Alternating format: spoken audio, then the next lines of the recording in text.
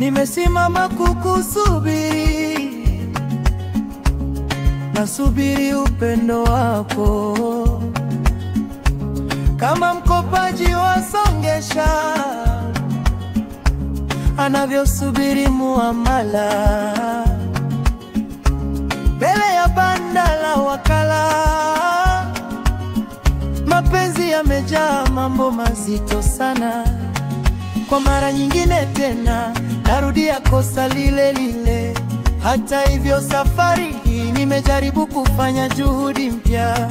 Nilitaka kuwashirikisha malaika wa Mungu ili nipate nguvu ya kukushikilia, ili katika mwisho wa safari yangu ya mapenzi nisikutane tena na mtu wa kunyumiza.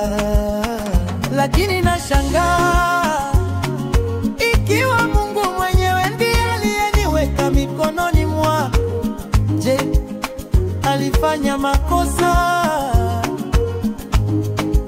Najiona huruma. Nimehuzunika juu ya upendo niliokupa, kwa sababu nilikuweka moyoni mwangu, lakini mapenzi yote yamefutika. Je, unaona jinsi ninavyoteseka sasa? Usipokuwepo mezani siwezi kula, nisipokuona siwezi kulala. Mapenzi yamejaa mambo magumu sana. Nikiumwa basi najua dawa yangu iko mikononi mwako tu.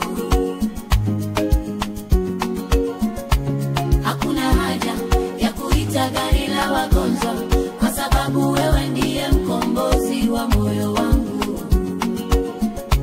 Nikiumwa basi najua dawa yangu iko mikononi mwako tu. Mapenzi ni gereza lisilo na mlango, wanaoingia humo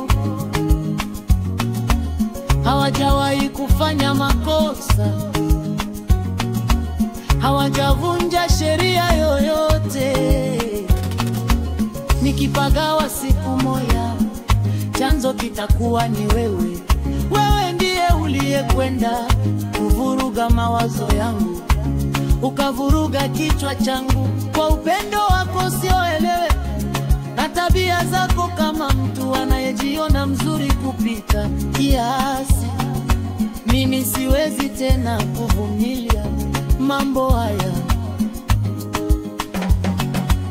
Njoo unibembeleze, njoo ucheze na mili nipone. Kwa nini usifungue safari ya ushindi wangu? Hakuna mchuzi mtamu kama ulimi wako. Njoo karibu, michezo ya kimapenzi. Nikiumwa basi najua dawa yangu iko mikononi mwako tu. Hakuna haja ya kuita gari la wagonjwa, kwa sababu wewe ndiye mkombozi wa moyo wangu. Nikiumwa basi najua dawa yangu iko mikononi mwako tu.